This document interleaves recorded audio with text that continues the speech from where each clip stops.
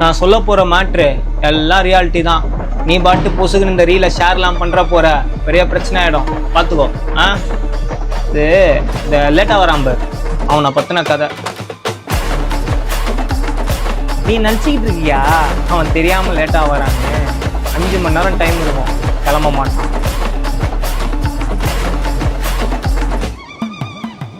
3 மணி நேரம் இருக்கும், அப்பயும் பார்ப்பான், கிளம்ப மாட்டான். 1 மணி நேரம் மதிக்கவே மாட்டான்.